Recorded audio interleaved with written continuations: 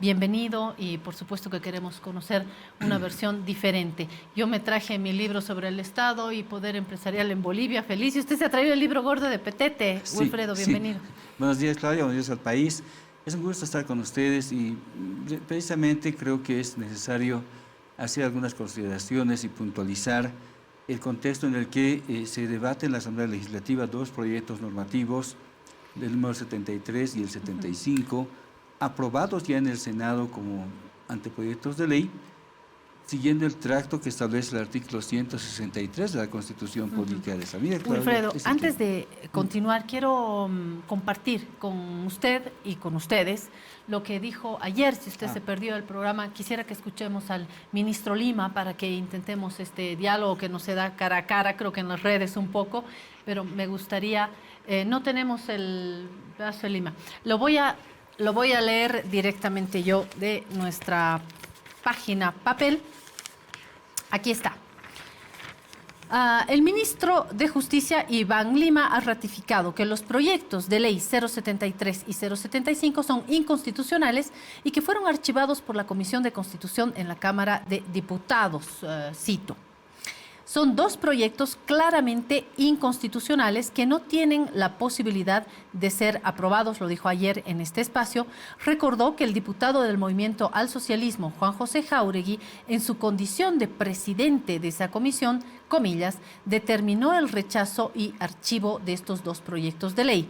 Es necesario aclarar que el proyecto de ley 073 plantea la suspensión de plazos procesales y la continuidad jurisdiccional del órgano judicial y Tribunal Constitucional Plurinacional TCP hasta la posesión de nuevas autoridades electas por votación popular, mientras que el proyecto 075 busca la suspensión del mandato de los magistrados y consejeros electos el 3 de diciembre del 2017.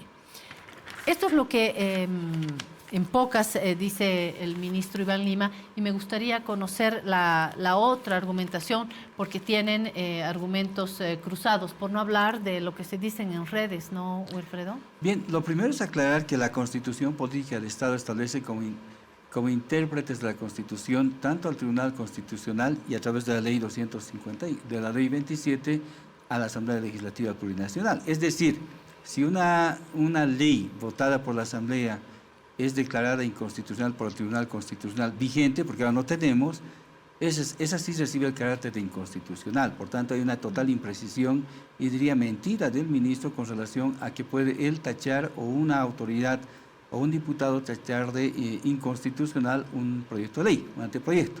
En segundo lugar, la Constitución Política del Estado regla cómo se hace una ley, cómo se procede para fabricar o tener una ley. El 163 claramente nos dice lo que se llama procedimiento legislativo. Es lo que nos interesa. El proyecto de ley empieza en una Cámara. La Cámara, si aprueba y vota la Cámara favorablemente, como es el caso de los dos proyectos de ley, 73 y 75, lo que tiene que ocurrir es que pasen revisión a la otra Cámara. La otra Cámara conoce, que se llama Cámara de Revisión, conoce el proyecto y pasa a una comisión determinada, la que puede dar un informe favorable o desfavorable, como fuera el caso, digamos, en diputados. Pero esa comisión no puede sustituir a la Cámara, porque es la Cámara en conjunto la que tiene 30 días, de acuerdo al 163, numeral 7, el pleno de la Cámara, para que el Pleno de la Cámara rechace, no una comisión. Es decir, no puede sustraerse ni arrogarse a una comisión la competencia de una Cámara entera. ¿Por qué? Porque la Constitución, consecuentemente, en el equilibrio de cámaras que tenemos, regla que en caso de que pasen 30 días sin que la Cámara Revisora se pronuncie sobre el proyecto será considerado en el Pleno de la Asamblea. Cuando dices revisión, ¿qué tipo de revisión? La revisión implica que la otra Cámara puede tener observaciones o puede disentir con el proyecto. ¿Y qué pasa en ese caso? Si fuera una Cámara decide rechazar el proyecto, no la comisión, se va al Pleno y el Pleno vota porque sí o porque no vaya el proyecto normativo. Entonces, en este caso, entendemos que es otra mentira del ministro Lima decir, primero, no es inconstitucional, no ha sido declarado inconstitucional por nadie. Segundo, el proyecto debe ser tratado de acuerdo a la Constitución, en el Pleno de la Cámara. Por eso, Andrónico Rodríguez, al ver que en 30 días no le han contestado nada, ha dicho, bueno, vamos al Pleno. Y le ha pedido el viernes a la Bicho que vaya al Pleno cumpliendo la Constitución. Yo le digo, Claudia, yo vengo con papeles y con la Constitución. El doctor Lima viene solamente a dar su palabra y enojarse cuando le preguntan algo. Creo que hay que ser coherente con lo que uno hace. Estamos cumpliendo la Constitución, cumplámosla pues bien. Y creo que de ninguna manera son inconstitucionales. Lo único inconstitucional que tengo que decirle, y quería aprovechar este foro, Claudia, por favor, es mencionar que esta es la enciclopedia de la Asamblea Constituyente. Es un documento que ha trabajado la vicepresidencia con base en todos los informes y actas y documentos de la Asamblea Constituyente. ¿Qué dice con relación a la prórroga de mandatos de las autoridades judiciales, que es el tema de fondo que tienen que ver estas leyes supuestamente inconstitucionales? ¿Qué dice? Mire, en la propuesta del MAS y PSP, el artículo 10 de la propuesta, se señala que la duración sea de 6 años improrrogables, tiempo de funciones de los magistrados.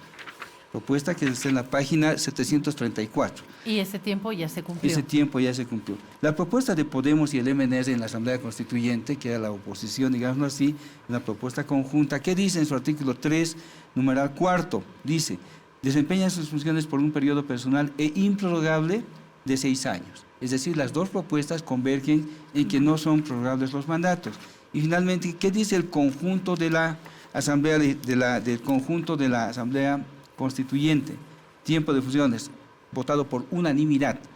El tiempo de duración de ejercicio de funciones de manera exclusiva, incompatible con cualquier otro cargo privado remunerado, será de 6 años improrrogables.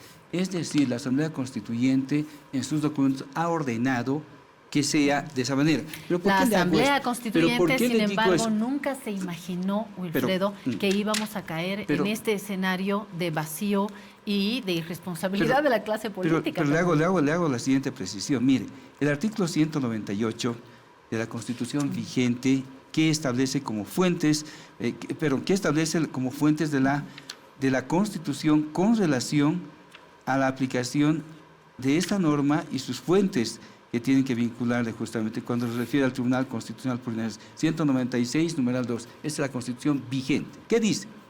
En su función interpretativa, el Tribunal Constitucional aplicará como criterio de interpretación con preferencia la voluntad del constituyente, de acuerdo con sus documentos, actas y resoluciones, así como el tenor literal del texto. Es decir, vincula la Constitución y el propio tribunal está vinculado a cumplir esto que le he leído.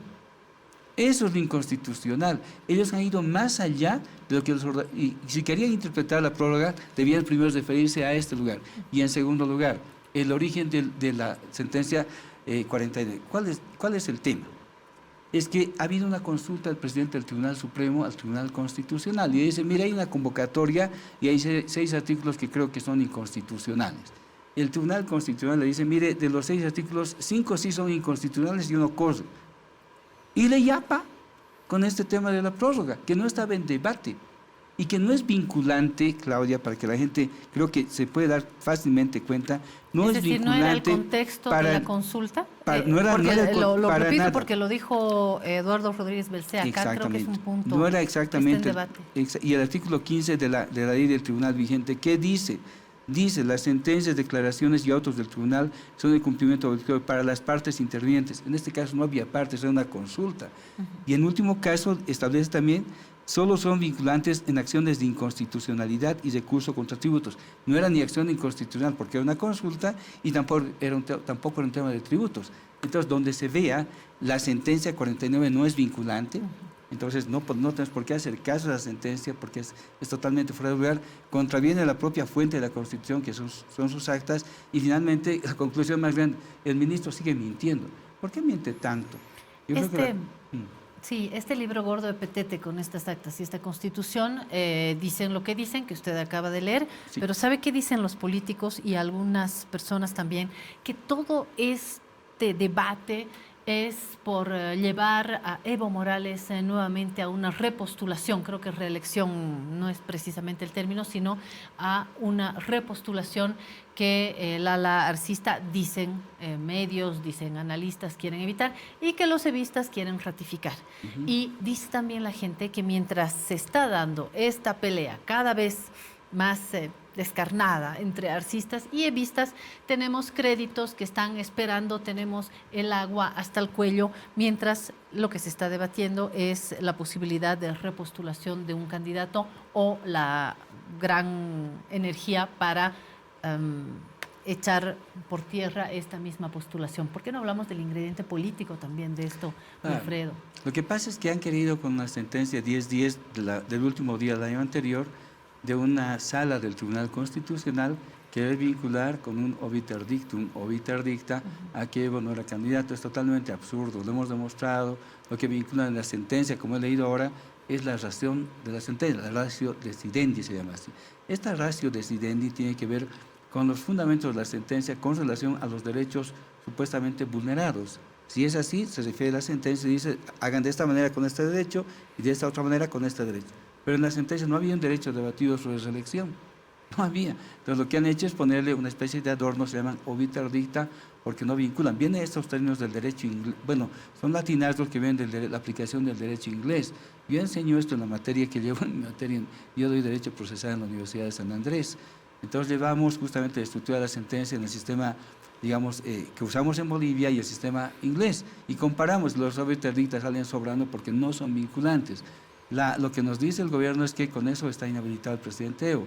No está inhabilitado el presidente Evo porque él ha cumplido las condiciones para ser elegible, no tiene ningún impedimento. La opinión consultiva de la Corte Interamericana, al contrario, le reconoce la posibilidad de volver a postular, igual que lo ha hecho con Lula da Silva. Lula da Silva es actualmente presidente del Brasil, igualmente ha sido reelecto 2 veces, ha dejado un tiempo el poder y ha vuelto al poder. Entonces, si fuera vinculante, imagínense, no hubiera sido jamás nuevamente reelecto Lula da Silva y el sistema interamericano debía haber repelido esa postulación y no lo ha hecho y no lo va a hacer, porque la interpretación es bastante clara.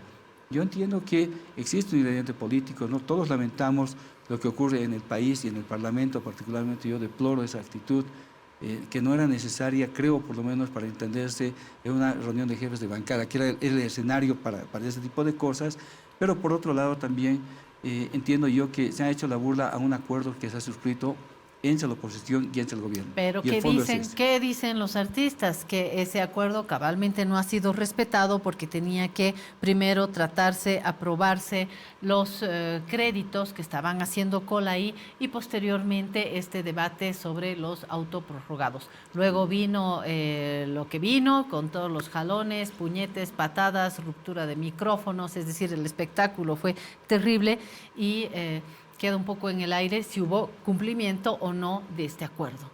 Los resultados son los que cuentan para ver si un acuerdo se cumplió. ¿Están aprobados los créditos de diputados? Sí están aprobados. Acuerdo cumplido de parte nuestra. ¿Han aprobado las leyes antiprórroga, las 73, 75? No. Entonces, ¿quién incumplió el acuerdo? El resultado es el que manda. Si se ha cumplido una parte y la otra no ha cumplido. Obviamente, con maniobras, con ese tipo de dilataciones innecesarias, el pueblo se ve perjudicado. Los créditos había que ver cada uno de ellos. ¿Por qué? Mire usted, van a aprobar la construcción de un camino. ¿Quién va a construir el camino? Una empresa transnacional. ¿Eso va directamente al pueblo? Parece que no. El dinero se va a ir del país. Y eso es bien claro. Yo he sido siempre bien crítico en cuanto a las construcciones, por ejemplo, dar opciones a los empresarios nacionales para que ellos puedan hacer consorcios internos y el dinero no fluya fuera del país. Por ejemplo, le pongo un dato, ¿no? Lo demás, lo del teleférico, un sobreprecio notorio que había en lo que ha expresado Weiler, cuánto costaba un teleférico con Evo y cuánto cuesta con Lucho. ¿Por qué hay 22 millones de diferencia? Entonces hay que cuestionar, no es aprobar por aprobar, y cada uno de ellos tiene un sentido. Antes de hablar de estos acuerdos y desacuerdos, volvamos un poquito atrás cuando hablábamos de este vacío, este desacuerdo. La pregunta es si este tema tendría que quedar entonces, según su descripción, en manos del Tribunal Constitucional. ¿Ese es el lugar donde...? Cuando hay un Tribunal Constitucional legítimamente constituido, recién alguien declara la inconstitucionalidad de una norma. Por el momento es totalmente constitucional los proyectos 73 y 75 y el ministro puede ir con un cuento a otro lado, pero lo que cuenta es la primacía de la Constitución. ¿Qué establece? El 410, primero está la Constitución, luego las leyes y luego las demás decisiones. No dice hay sentencias constitucionales sobre la ley, como nos menciona el ministro en la entrevista de ayer. Yo quisiera que me explique dónde dice eso. No está. Entonces, el Parlamento jamás perderá su potestad, porque la tiene, de ser el órgano deliberante y decisorio en el fondo, e incluso de interpretación, como está en el artículo 4, numeral 3 de la ley del tribunal, es la ley 27, que está plenamente vigente. No es que vamos a mandar a los autoprorrogados a su casa y pasado mañana vamos a tener los nuevos magistrados. Esto implica, por supuesto, un tiempo, un procedimiento, por no hablar también de los insumos políticos que ingresan en estos nombres, en estos procesos, en las personas que van a estar mañana. Hay obviamente una discusión política que está presente, hoy sí podemos decir que está latente, y autoridades actuales afirman que este vacío nos va a perjudicar en determinados flujos procesales, que vamos a tener retardación, allá las conocidas retardaciones, por no hablar de la corrupción en la justicia, vamos a tener estos problemas. El legislador Seoane, hoy en la mañana en La Razón Radio, dijo que en su momento estuvimos con Silvia Salame no sé cuánto tiempo y que no ha pasado gran cosa. Es decir, tampoco hay un acuerdo acá en la figura que se tendría que plantear. Es un plazo de 180 días que está cumpliendo ya para la convocatoria y todo lo demás que implica una convocatoria seria a magistrados. El 10 se vence la presentación el domingo de documentos, se van a presentar los documentos los aspirantes, la Asamblea hará su rol, preseleccionarán y mandarán al Parlamento.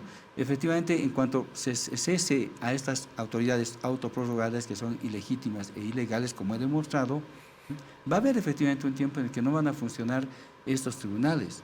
Pero mire, al daño que le están causando cada día al país, con decisiones ilegales, con decisiones que van a ser todas demandadas de nulas porque no tienen competencia, y aparte lo que están cobrando. El otro día los vi el jueves a los magistrados yendo a entregar vituallas a Pando. ¿Es la visión de un magistrado? No tenía que estar haciendo sus autos, sus leyes, perdón, sus sentencias. ¿Qué hacen haciendo turismo 3 magistrados en Pando? Que ni son del departamento, por cierto. Yo censuro y deploro. ¿Tiene los nombres? Está el expresidente Torres, está ahí. Sí, está Torres encabezando la comisión. ¿Qué hace pues un magistrado del Tribunal Supremo entregando vituallas? No sé. Yo reitero, además la solidaridad, creo, Claudia, por un tema de dignidad, siempre silenciosa, en mi concepto por lo menos. Uno no está publicitando, estoy ayudando, no. Es bastante bajo hacer eso, sacar ventaja con el dolor de la gente. Lo que pasa hoy día también nuestra querida La Paz, todos la sentimos. No sé si algo se puede hacer por nosotros, pero creo que todos lamentamos.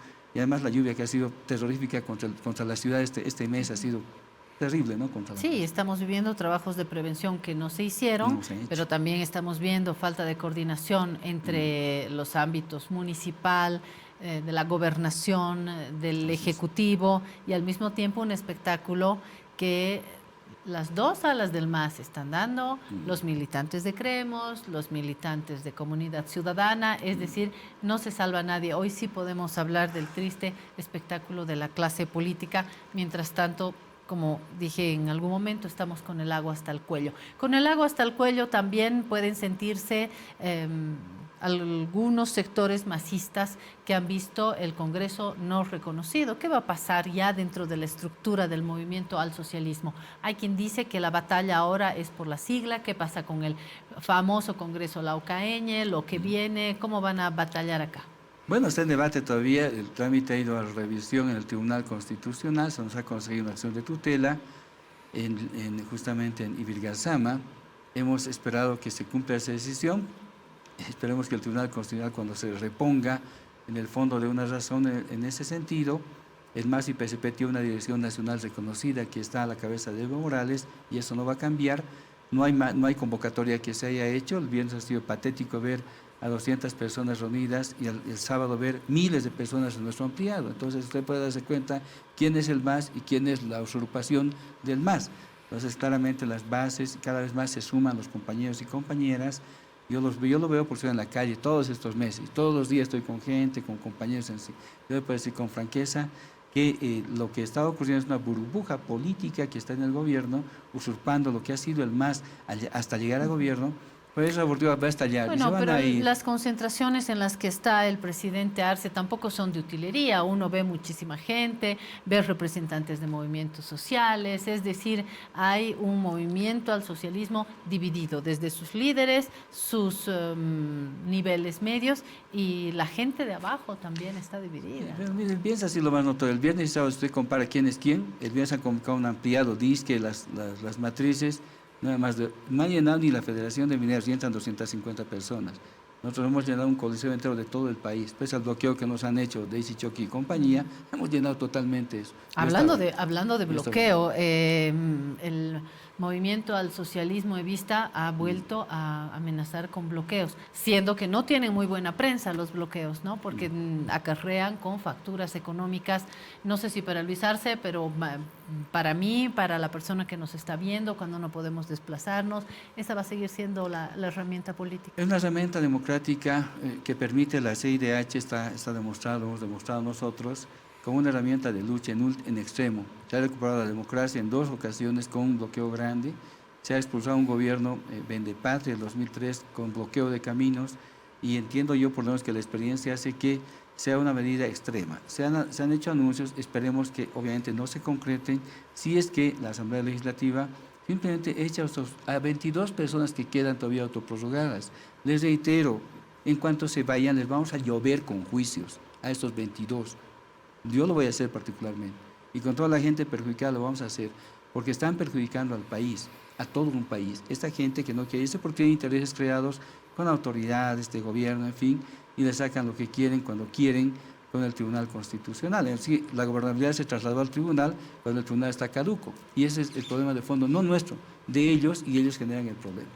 Muchas gracias por estar acá. Wilfredo Chávez, parte del equipo legal del Movimiento al Socialismo y PSP, claramente del ala evista, ex procurador del Estado.